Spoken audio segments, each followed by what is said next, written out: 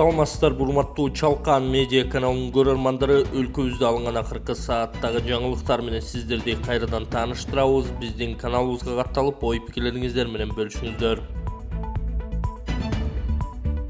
Айт намаз Бишкек менен Ошто кайсы жерде окуулар айтылды?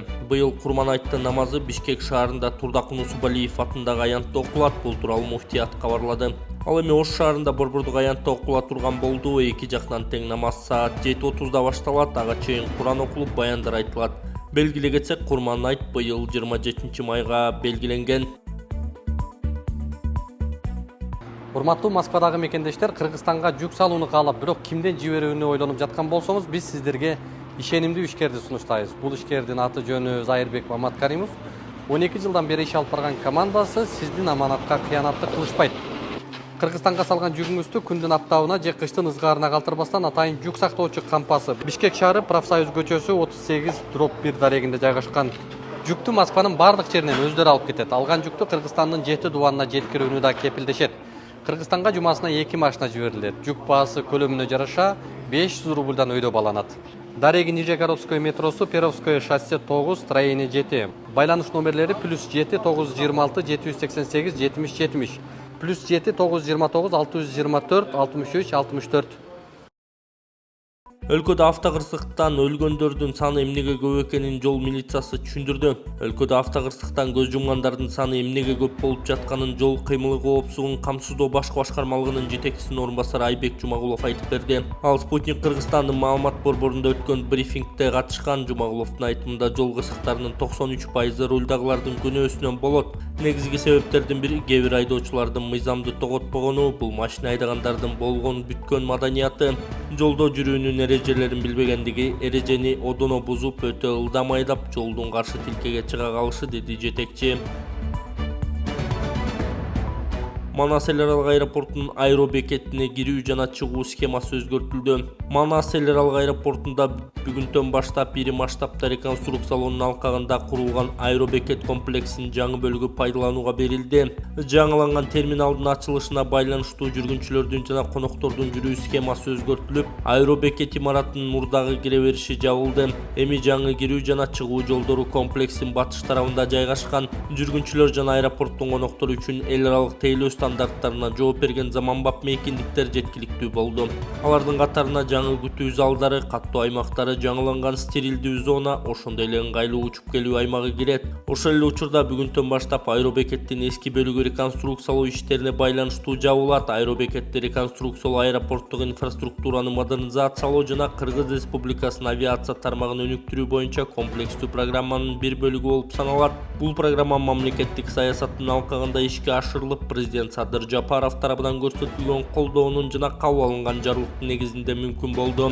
Жаңыланган аэробекет комплекси аэропорттун өткөрүү мүмкүнчүлүгүн кыйла жогорулатып, жүргүнчүлөрдү тейлөөнүн сапатын жакшыртууга жана Кыргызстанды аймактагы заманбап авиациялык түйүн катары бекемдөөгө өбөлгө түзөт. Президенттин мурдагы кеңешчиси эмнеге кармалды? Улуттук коопсуздук боюнча мамлекеттик комитет президент Садыр Жапаровдун мурдагы кеңешчиси Жаныбек Кубандыковду кармаганы белгилүү болду. УКМКнын маалыматына караганда, Кубандыков менен кошо АКТ инициалындагы дагы бир киши кармалган. Алар чет өлкөлүк инвесторлорду алдап, өзгөчө ири өлчөмдө зыян келтирген деп шек саналышууда. Бул факт боюнча кылмыш жаза кодексинин алдамчылык беренеси менен кылмыш иши козголуп, кылмышка тиешеси бар адамдарды аныктоо, ошондой эле ушуга окшош башка фактыларды табуу боюнча тергөө амалдары жүрүп жатканын атайын кызмат кошумчалаган. УКМК шектүүлөрдүн аты жөнүн толук жарыялаган жок, бирок мекеме тараткан инициалдардын бири Жаныбек Кубандыковдун аты жөнүнө туура келет. Атайын кызмат тараткан сүрөт да Кубандыковго тиешелүү. Ал буга чейин президент Садыр Жапаровдун кеңешчиси болуп иштеген, кызматтан качан алынганы тууралуу азырынча маалымат жок. Кубандыков алдамчылыкка шектелип кармалганы тууралуу маалымат социалдык тармактарда кызуу талкууланып жатат. Шектөөнүн бөгөт чарасы 22 майда каралган. Конституциялык соттун мурдагы судьясы юрист Клара Сооронкулова Facebooктагы баракчасына чакан пост жазып, азыр адамдык каралоо коомдун алдында күнөөлүү кылып көрсөтүү өтө эле оңой болуп калды деген пикирин билдирген. Ал адамдын аброюн бир күндө талкалап коюу оңой, бирок аны кайра калууна келтирүү өтө кыйын деп кошумчалаган. Маалымат чыгары менен эле көпчүлүк чын-төгүнүн билбей туруп айыптап, мазактап, жаман сөздөрдү жаадырып баштайт. Мен бул окуя боюнча укуктук баа бергим келбейт, аны тиешелүү органдар жана сот аныкташы керек. Бирок жеке өзүм ишенген жокмун. Жаныбек көп эле адамдарга аларга эч кандай пайда күтпөстөн жардам берип жүрөт. Кайрылган адамдардын өтүнүчүн четке какпаган, көп эле учурларда бийлик менен оор кырдаалга кабылган адамдардын ортосунда көпүрө болуп, алардын үнүн жеткирүүгө, маселесин угузууга аракет кылып жүргөн адам. Ошондуктан деп эсептейт Сооронкулова, эмоция менен эмес, акыл менен мамиле кылуу зарыл деген.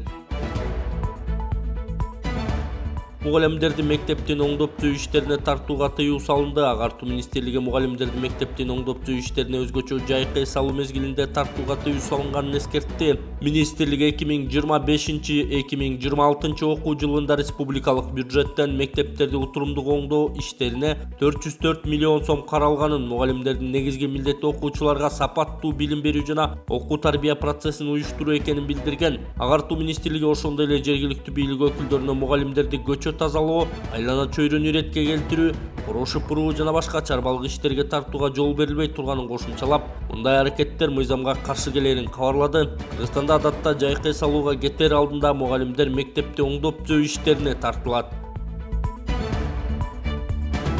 Кыргызстанда саламаттык сактоону каржылоо 2 эседен ашык өстү.